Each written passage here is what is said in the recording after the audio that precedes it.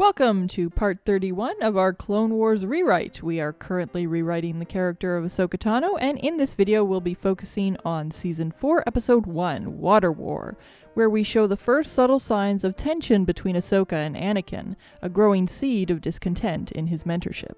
Thanks for joining us.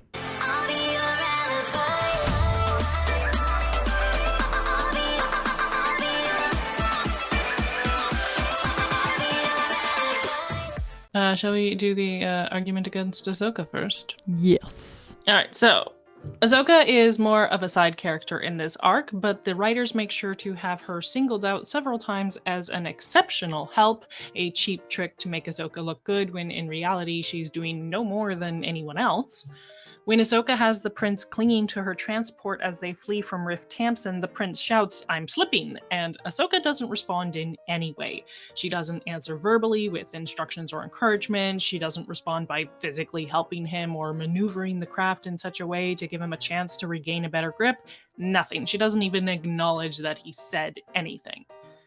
When Riff is attacking the water tube they are in, Ahsoka just sits there with the prince until Riff bursts through the glass and murders several of the Mon Cala soldiers right in front of them. Then she finally ushers the prince away down the tube. Yeah, Ahsoka sucks in this arc. I mean, she doesn't. Like, it's the little moments like that rather than big moments, because she's more of a side character in this. Right? So, like, she's more respectful and, like, mature and things like that. It's just those little moments where the writers were more concerned with the action than with the characterization. And then, you know, the other issue is, even though she is good in these episodes, it's undercut, again, by the inconsistency across the series, where, oh, she's good here and then she's not good in the next episode, when, like, we should be seeing a progression instead of flipping flopping. So their quote is, "When destiny calls, the chosen have no choice," which I believe is targeted at Lee Char. Yeah, I think so. And the quote that was provided to us by one of our watchers, it's, "Stupidity combined with arrogance and a huge ego will get you a long way," which is apparently by Chris Lowe. It makes me sad because that quote would have been literally perfect with the Padawan Lost arc. But hey, we're still grateful for it. The aggressive squid-like Quarren and their peaceful neighbor, the Mon Calamari, the king of the Mon Calamari, has been found mysteriously murdered, leaving his young son, Prince Lee Char, to guide his people alone. But the Quarren race will not accept the new ruler as their king. Senator Amidala and her Jedi bodyguard have arrived to help resolve the matter and to avoid plunging the planet into civil war. I have to, the pun about plunging. They had to throw a water pun in there somewhere, and I don't blame They them. had to, yeah. I was going to say, it's interesting how right off the bat they are characterizing these two races as aggressive and peaceful. Yeah, I thought that was very interesting too. More of TCW's very black and white moral scaling. Just like, here's how you should feel about these characters. Thank you. Have a good day. And then again, it's one of those things. It's like the narrator seems to be this objective source of information, even though it's obviously not. But it's like, it's supposed to be kind of like objective in the sense that it is third party. Well, we've talked about the issues with the narrator like 1,000 times. I don't think we need to rehash that. No, but I guess I was gonna, like, they refer to Anakin as Senator Amidala's Jedi bodyguard. It's like, why not just say Senator Amidala and Anakin? Oh, I missed that. Weird. Yeah. It's just a weird way to refer to him. Though maybe they did that because they wanted the focus to be on Amidala coming as, you know, this finger quotes neutral party to help resolve the conflict, right? Like, that's her role as a senator, and so he's just coming as her bodyguard rather than him coming to resolve the conflict as well. Like, I guess. If that's their reason for that wording, like that's valid. You haven't earned the right to speak at this gathering. You He's have no say in the literally a matter, prince, and who the heck are you? Yeah, as he's Akbar's pointing out, you're supposed to be here as a neutral party, not like because he's supposed to be like the balance to Amidala in universe. Like that would be his cover for being there. I guess part of me is like, okay, why not just like let them both have a king? Why Yeah, not let them be separate?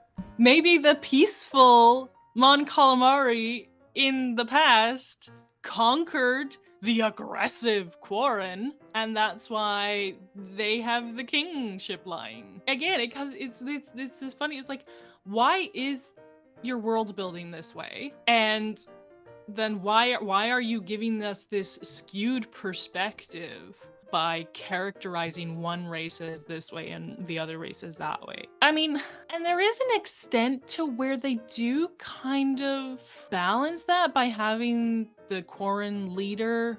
He's actually a good guy. It's like, if you want to have it that nuance, why did you undercut it right at the start?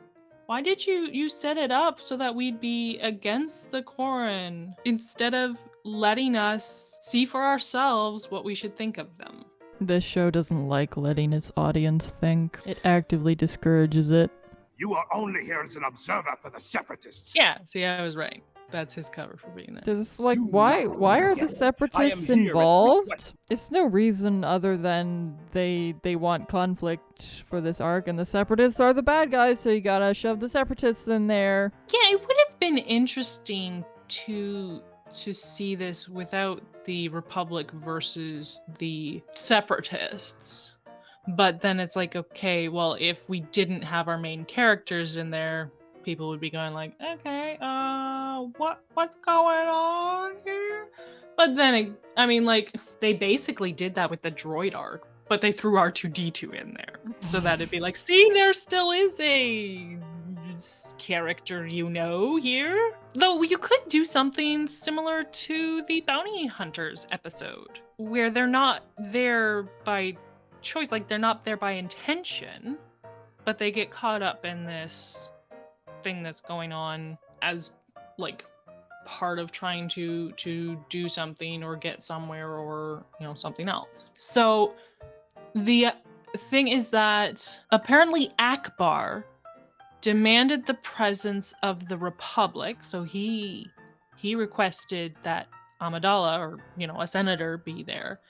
And so then the Quarren requested a separatist senator. Is Mon Cala, is it Republic or? So as far as I can tell, they are Republic aligned, and so the Quarren called in the separatists because they're trying to rebel against the Mon Calamari, right? So it's kind of like, oh, well, if you're going to bring the Republic into this one, we'll bring the separatists into this, right?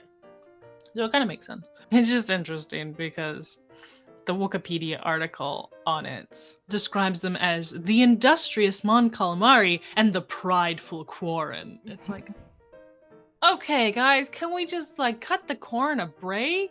So then Yoda dispatches Fisto and Ahsoka with a company of clones to reach them by day's end. And again, it's like, why Ahsoka? Why not send another aquatic Jedi? It's like you said, they're just trying to shove the main characters in there. Literally just watching this guy swim. Why are we just watching? I guess they're trying to establish how the tubes work. But then why are we still watching him swim? And then they spell out, we're the bad guys. We're going to double cross the Quarren. I do not believe the Quarren will attack. And then they are attacking. Attack! They must have had fun writing that in the script. I do not believe the Quarren will attack. And then the very next thing said is, attack! So we've already talked about in our outfits video how we would change her scuba gear. That's there for anyone who's interested in watching that. This feels like such a video game. Yeah, now that you mention it. Hear that? They're cheering for you. They're cheering for them. Then make it for you. Come on. Lead. Akbar was like, hey, you gotta go out into the danger zone, kid. So that you'll be remembered. Well, not remembered, but, you know, you'll be admired. Yeah, I thought that was a little strange. Like, the way he phrased it, like, make them cheer for you, is like, okay, you're not trying to They'll turn him cheer at into a your glory funeral. hound, are you? We already have one of those in this show. I mean, like, it's one of those things. It makes sense that, like, the person who leads is going to have more respect than, you know, the person who sits back in the safety zone and says, go die. So there's truth in that. Like, and he does say, like, lead. I think they've got the general idea right. Like, and I think that's part of the problem with TCW is that they've got a lot of like the general kind of like ideas or concepts, vibes, like whatever, but they just don't execute them well. Yeah. Because Jedi senses don't exist.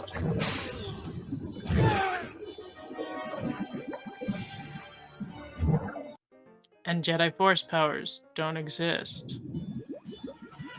Oh no. What's Anakin going to do? You called for backup? I had it under control, Snips. I knew you'd say that. Anakin! And it's like totally a contrived moment so that Ahsoka can be the hero. And then they have Anakin be an a-hole about it so that she looks even better. Well, again, they're trying to have banter and totally failing at achieving actual banter. The easy fix, I think, would just have his helmet be destroyed rather than just floating away when he could easily force pull it back. Like, does the force not work underwater or something? Like, come on. Would we scrap her helping? Like, what's she doing? You know, carrying a helmet under her arm? Like, I think it would kind of make sense for them to have spare helmets on hand. what if there's a compartment in that thing she's pushing that has a spare helmet?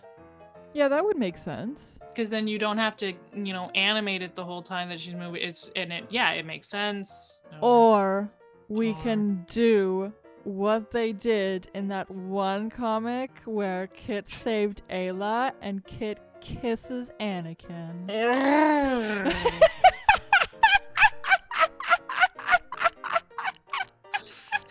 Like, the shippers would be thrilled, I'm sure. But let's not. Thank you for sparking that fan art. You're welcome. You know, that fan art already exists. You Probably, know it does. probably. So would Now we... I'm like, would that pairing really work? Like, Fisto's personality and Anakin's personality? Like, would they get along like that? I don't know. Yeah. I'm overthinking this.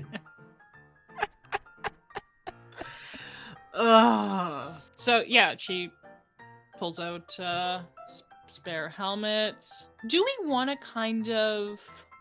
Fix the banter? Obviously. But I meant, like... Because at the end of the last season, the last episode of the last season, we had, you know, hinted at this divide that's going to start growing between them.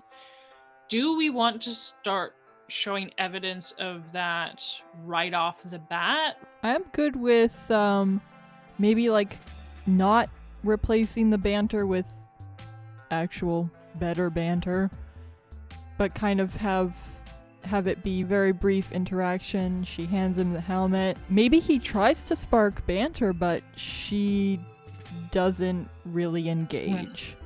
So there's a bit of a coolness there. Yeah.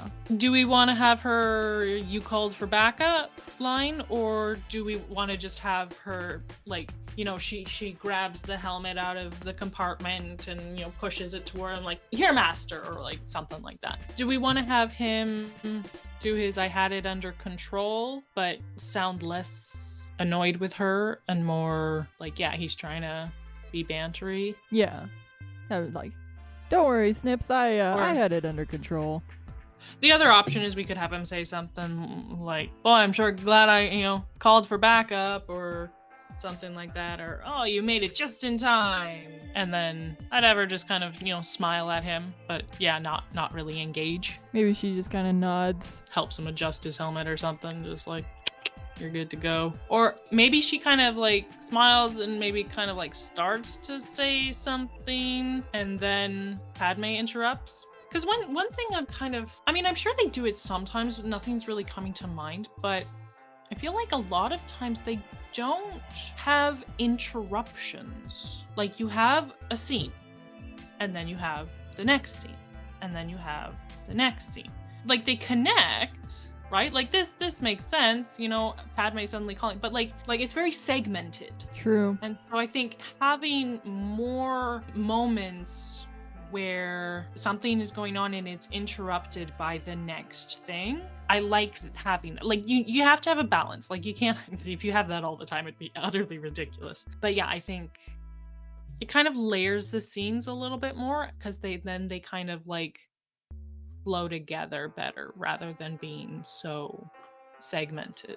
There's layers to things, and you're kind of left with this like, oh, what were they about to say, or, you know, what were they gonna do next before this happened, or like something like that. So yeah, I would maybe have Ahsoka just kind of like, he makes his bantery comment, she just kind of like, okay, smiles kind of thing, and is, you know, maybe she starts saying something, not like responding to the banter, but like reporting on, you know, some area of conflict that she saw on the way over, and then Padme contacts Anakin, and I need you down here. Ahsoka, cover the prince. I'm going for the senators. Got it, Master.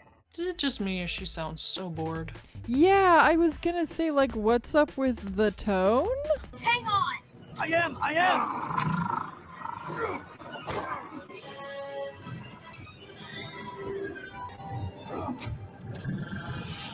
Why didn't he follow them into the tube? I was gonna say, yeah, because when they first went into the tube, like, that was literally the first thought that popped into my mind. Like, he's just gonna follow them in there, and then he didn't for some reason.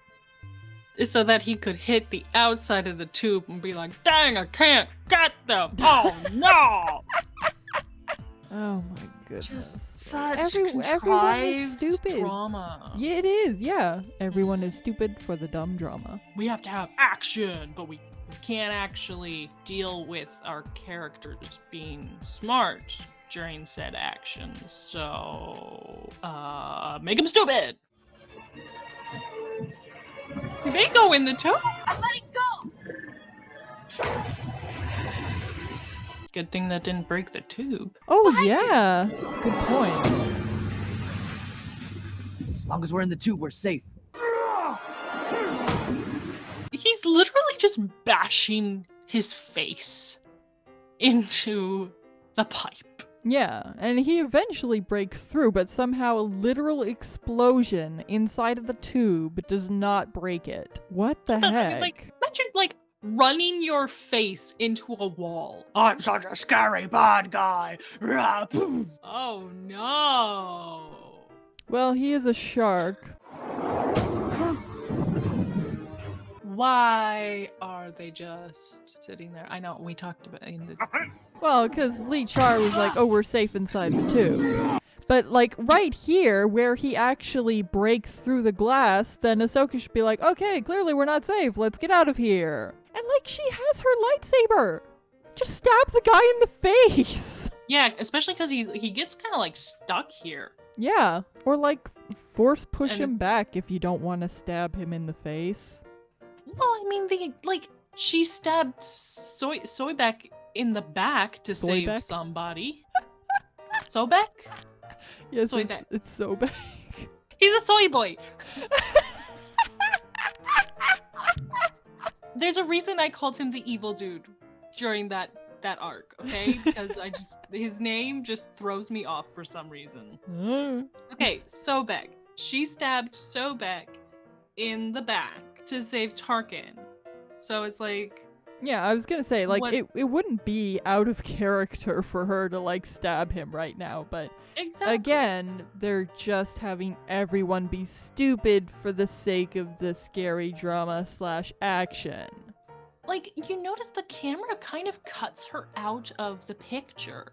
Yeah. Like, she's there. They don't make her disappear, but like, they don't want her there because they want to have this scary moment with the shark. They're ignoring her. They're narratively ignoring her so that they can have this contrived action. It's like, come on, what are you doing? Use your characters better than that. But like, I guess my point is like, even if they can't leave the tube, these tubes are so interconnected.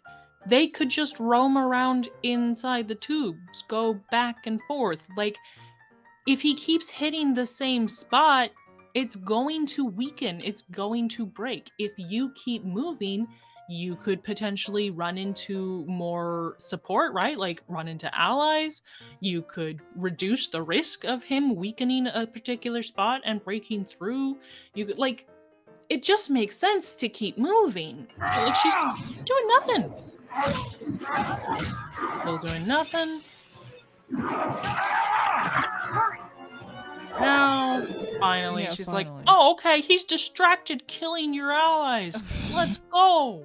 Yeah, great job, Ahsoka. Okay, so how the heck are we going to fix this? Obviously, we have to have him follow them into the tube because it's just stupid that he doesn't. So how would we have them get rid of him while he's in the tube with them? Instead of using that trick of doing the speeder into the droids, why not, like, he doesn't follow them into the tube and they're like, oh, we lost him, and then he's in front of them, but then she uses that trick with the speeder, slams it into him, and they skedaddle the opposite way. Would he survive that? I wouldn't have it explode, right? Running into the droids, it kind of makes more sense for it to explode, but just hitting him, I would just have it like catch him, you know, on the chest or stomach or whatever, and it's pulling him back. Like eventually, like he'll get it off him, he'll get around it, but it slows him down long enough for them to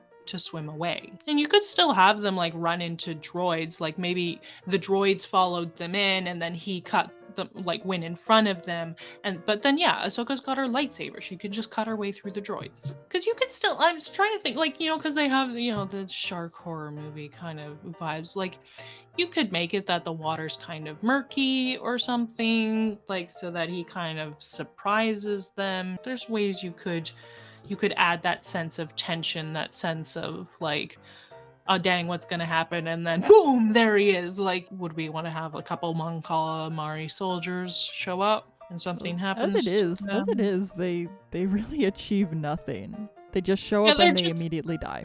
They're completely useless except to show what we More already shark know. horror.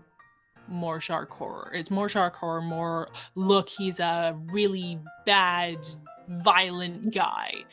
We have already seen this, but we just want to make sure that you know, and that you know. Because I think, yeah, Lee Char's already witnessed some of it. I don't think this is the first time Lee Char is witnessing it. I mean, given how he was just coming after Lee Char, like, it shouldn't be all that surprising. Like, I think you kind of get a vibe for his character. You know, when he's trying to eat you. You don't have to see him eat somebody else to be like, oh man, he is vile.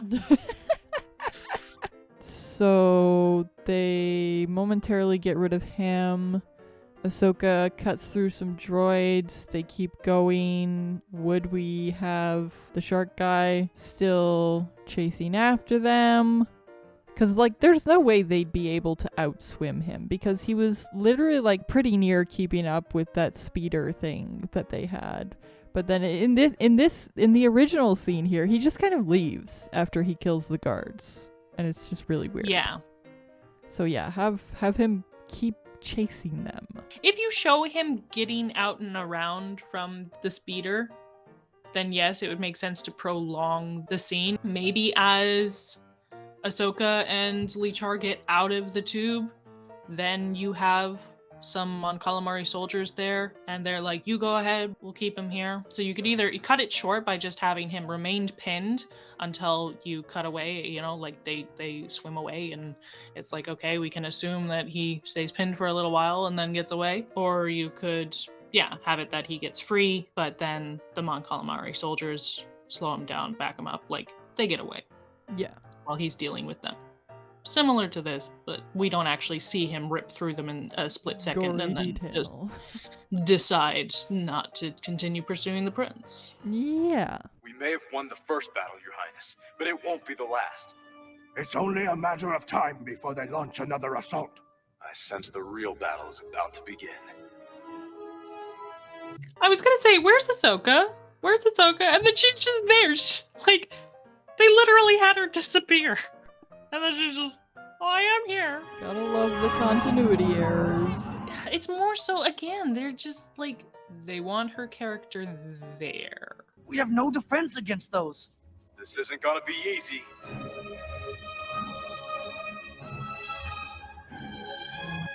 It's interesting, they actually have Ahsoka's face there look kind of worried. I think that's the first time we've ever seen her worried in the face of a battle. But I think it's because they're trying to have this moment here. It's a moment for Lee Char, and so they have her face kind of like supporting what's going on with him. Whereas if this was a moment for Ahsoka, you know they would have her like, yeah, let's do this, bring it, like face. Yeah. Because she's that badass, strong female character.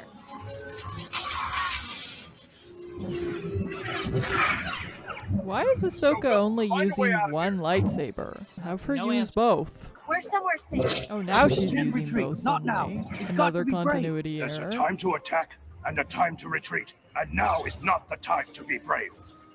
Safest place is in the caves. Anakin, go! I'll hold them off! I love that smile. It's the best. It's weird because like Ahsoka literally only said one thing for that entire scene. If we were to have her say anything else, I think it would be like near the beginning, like right after she shows up with Lee Char. Or would she maybe say something to Fisto after he's like, I'll hold them off? I'm going back to the beginning of the scene, because they start discussing the war, and I don't think it would make sense for her to have a part in that, because basically she arrived and then she was tasked with protecting Lee Char. Like, she's not really been in the thick of it, whereas the people who are talking have been. Mind But you, we do like they're not really saying a heck of a lot.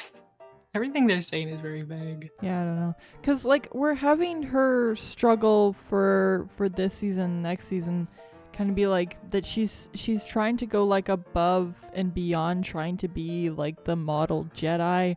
So I'm kind of thinking like maybe she tries to encourage Lee Char. I find it weird though, like Anakin is like, Ahsoka, find a way out of here. And all she does is go to the prince and be like, hey, where's a way out of here? Where's somewhere safe? Oh, and It's like, it doesn't another make contrived sense moment because they wanted to give her something to say because she said nothing for that entire scene. Yeah, she's just there for that entire scene. So they're like, oh, we gotta give Ahsoka something to do. It's like, okay, we'll have Anakin talk to her instead of talking to the prince who's right there, or Oh, yeah. Akbar who's right there. Like, That is very dumb. Would we have Anakin ask Akbar or ask the prince? you know, Anakin understands the chain of command that's going on here. Akbar keeps deferring to the prince. So yeah, we should probably give Ahsoka something else to say. We kind of wanted to show, because Lee Char is technically a peer to Ahsoka, I think. Someone like still very much like coming into his role, and we see throughout the arc like he does it very well. So we kind of wanted to show this is the first opportunity where we get to show like Ahsoka kind of having this insecurity about like watching the people around her settling into their roles while she's still struggling to do that herself. Because Lee Char knows what's expected of him. He knows what his, especially with, you know, the mentorship from Akbar. Oh, But I just thought, like, we kind of want her to start realizing, like, Anakin is not the a best good teacher mentor. to her. But here she sees, like, Lee Char has this great mentor. And he's helping Lee Char, like, settle into his role and, like, find his strength and inspire people the way she wants to. there's that security from having a good mentor. So yeah, how about, like, basically in this scene, we don't have Anakin giving Ahsoka any instruction, but he is voicing expectations of her. I need you over there, or like water flank, or like something, like basically like something that kind of is like, you should have already been there. On Like, the other hand, I was thinking of suggesting, like, maybe we see Ahsoka kind of pushing herself to go above and beyond. So she's not, like, just protecting the prince. She's not just attacking what's in front of her. She's like literally trying to protect as many people around her as she can. So maybe when some of the guards almost get, like, stung by the Medusa droid, then she, like, manages to, like, force pull one of them to safety. Like, she is extending herself beyond what is reasonable. Oh, what if we did so both? We use both ideas, like, through kind of pushing herself to be the unofficial protector to everyone there. She's kind of, like, falling short. So yeah, we have Anakin being like, what, we need you over here, like, you should have already been over there. or like, it's okay, you know, you're supposed to be protecting the prince. We could potentially use this scene to kind of show that, yeah, there's been a bit of a time skip. So she's been practicing, yeah, her force powers, her maneuverability, her, you know, strength, agility, those kinds of things, right? Like, Right. So yeah, we could have her pushing herself to save people. Like, it's the combination of, it's not just the saving them, it's the, I am saving them using my Jedi abilities, I am being a good Jedi. But yeah, Anakin's not, like, you know, he's focused on his own thing and he's expecting this from her, and she's, you know, busy doing everything else, and rather than directing her, he's like, again, I don't want that 180 where now he's suddenly, like, coming down hard on her, he's scolding her or whatever, right? Like, I don't want that. Yeah. But I want this kind of, like, you know, what are you doing? Yeah. Like, why aren't we on the same page anymore, Ahsoka? Like, something's happening here, and I'm getting that, and it's frustrating me, but I'm not gonna talk to you about it. Communication, what is that? Well, it's almost harder, like, because he laid that groundwork. They built a relationship over the last few seasons, and now suddenly she's pulling away, and he's like, what do I do now? Like, I thought we had, so, like, I put in that work, right? So you don't always think to retread the work you've put in already. Yeah. Basically, I wouldn't want to make it this thing like, oh, why don't they just talk to each other, right? Like, it's like, I want it to make sense. I was trying to look for a way we could get her to talk, give her some lines, but, like, Right. it doesn't really make sense here, other than, you know, yeah, we maybe cut Anakin's line and she's the one who initiates that prompt to Lee Char, where it's like, hey, we're somewhere safe. Would we want Um, to include, like, a quick line from her to Fisto where she's like, be careful, or maybe she volunteers May the to go Force with be with him you. and gets turned down? I mean, she could just, you know, Anakin, go, I'll hold them up. Master Fisto, go! And then she goes. Thanks to you, Padawan Tano, and to these brave soldiers. I wish I could have done more for my people. Singling her out for no good reason. I mean, he does tack on, and these brave soldiers, but the brave soldiers are nowhere around to hear this. Yeah. So he's really just thanking her. And yeah, it's the fact that she's the only one named, right? Like, he's not in the circle with the others, you know, thank you, Jedi. It's like, no, he's just off with her, and thank you for showing up. And Actually, doing practically nothing. yeah, like she didn't really help much at all. Well, Okay, so the she just episode is sat there while 20 Tamsin was minutes. trying So to break into actually, the she tube. does come through halfway, because it's almost 10 minutes when she shows up, and technically the episode's only 20 minutes long. Right. So yeah, she only showed up halfway through. She just stood there, did nothing for him for most of the thing, like completely ignored him when he was like, "Hey, I'm gonna fall off." Like, they didn't mesh well at all in this version, because there's, she's like shouts at him to hang on, and he's like, I am, and then later he's like, "Hey, I am slipping," and she just ignores him, and then she just lets Tamsin basically like attack him, and it's like, what are you doing? What's this going on? What is this supposed to be? And then, thank you, Padawan Tano. The illusion that I could actually lead in my father's place. Your father would be proud of you. Proud? We lost. Today, you learn the hardest lesson a commander can learn. How to live to fight another day. Yeah, just kind of start with, instead of Akbar being with the others and then like floating over to them, why not have it that Ahsoka sees Akbar and Lee Char talking, and then she swims over to them and gets there in time to hear him saying, I wish I could have done more for my people, blah, blah, blah, blah, blah. And again, she's getting to see Akbar being a good mentor. I was gonna say, what if we just have, maybe we show Ahsoka like report something to Anakin, like she's trying to figure out what a good Jedi would have done in the scenario they were in, but the answers he's giving are not, They're not satisfactory. they're not satisfactory. They're kind of more his own moral code rather than like the Jedi code. Yeah. Would we want to have like another character kind of point that out? Like maybe Fisto, like maybe Anakin says something in response. Maybe Fisto's nearby and he's like, it wouldn't be like, well, that's not right.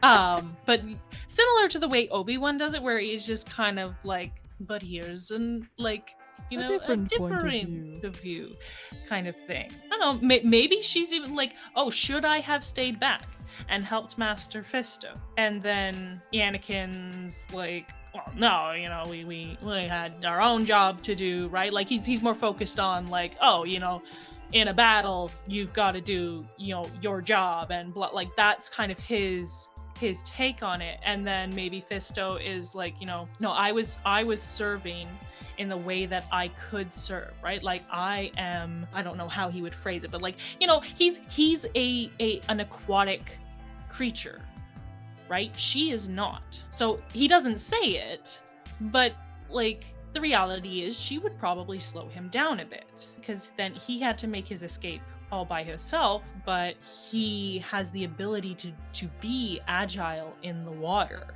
Yeah.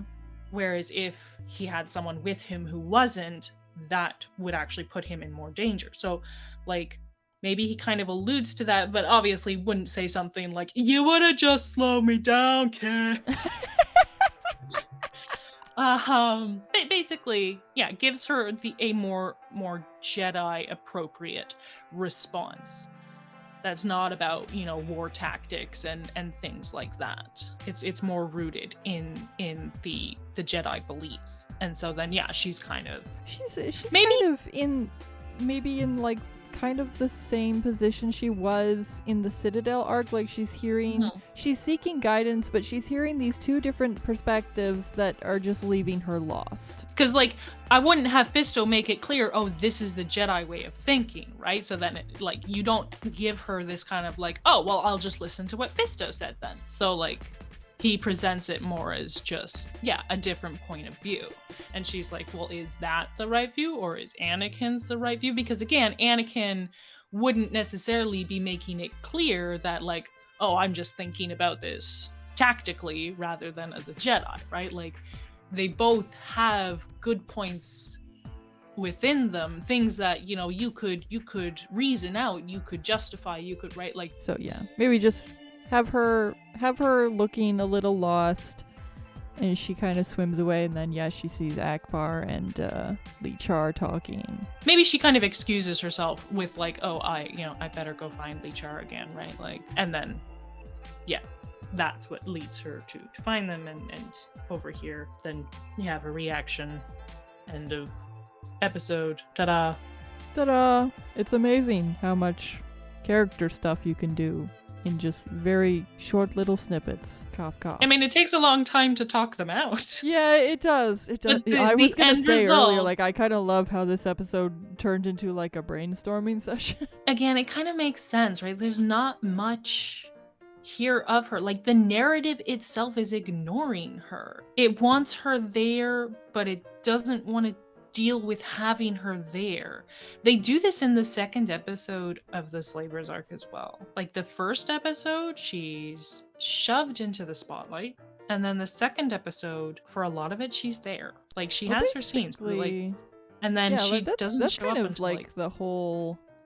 Because how many episodes is it again? Like 3 or Three. 4? 3. just 3. Yeah, it's like the latter 2 episodes, so like 2/3 of the arc, she's just kind of there.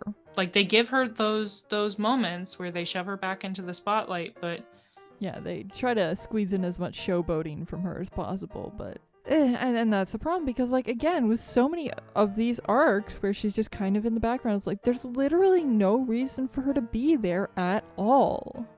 But again, it kind of goes to show, like, they don't know what to do with her character because they don't Exactly. really, for as much as they're the ones who created the character, they don't seem to know who the character is. Absolutely not. Well, we've said like many times she's a plot device a lot of the Yeah. time. She's not And an actual horrifically character. So inconsistent. like, yeah, when you're trying to essentially like get scraps off a plot device, but there's no plot devising for them to do, it's just a void. The character is a void. It's disappointing because I would have loved to have a cool female Jedi character. Like, I don't know, like, Leia's cool, Padme's cool, but like Ahsoka, like, I would have loved to champion for Ahsoka, Absolutely. but she's honestly insulting. It's annoying because, like, really the only, like, other on-screen female Jedi that we had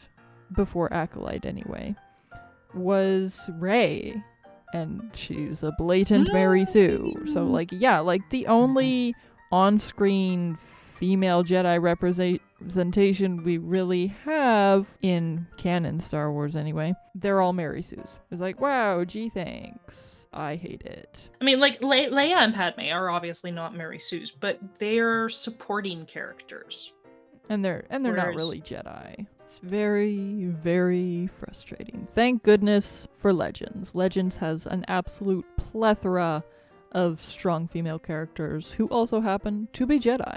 So that was Season 4, Episode 1, Water War, where we showed the first subtle signs of tension growing between Ahsoka and Anakin.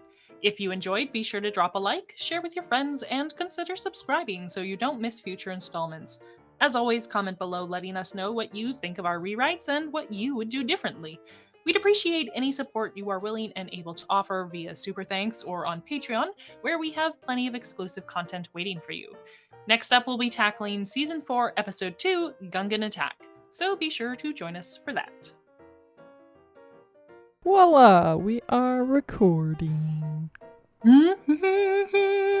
So I was reading, apparently, I guess the planet used to be called Mon Calamari or Dak, but then when they were going to call it Mon Calamari here, then Lucas was like, no, well, the planet should refer to both people, not just to the one, so call it Mon Cala instead. And so apparently Filoni pushed back against that because it was not in continuity with Star Wars Legends. I don't know how true that is because it's coming from his own mouth, but like, either which way, it's just funny that despite that, they still refer to it as the Mon Calamari system. Like, was this a mistake that made it through all the editing? Well, that's not surprising.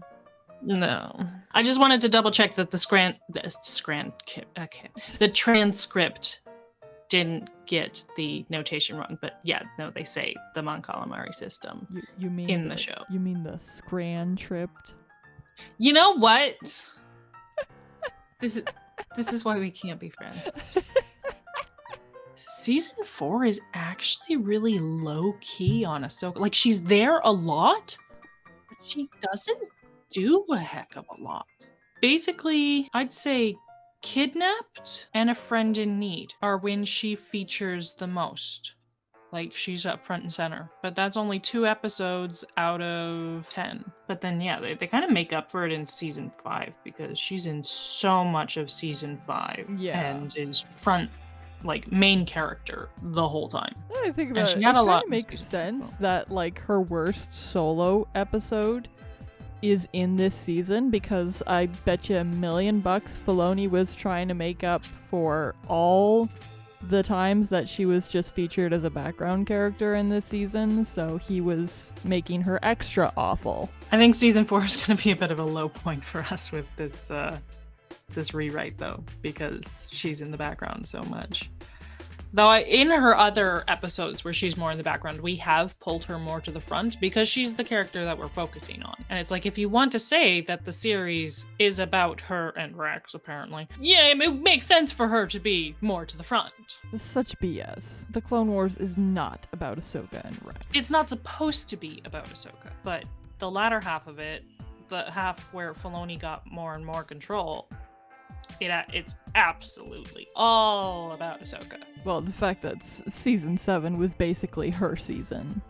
Yes. And we had a little bit of the Bad Batch at the beginning, which is a whole Just a slew of commercial Filoni for OCs. Bad Batch. Honestly, like, it feels like the Bad Batch arc is just a commercial for the Bad Batch show. Oh, it absolutely is.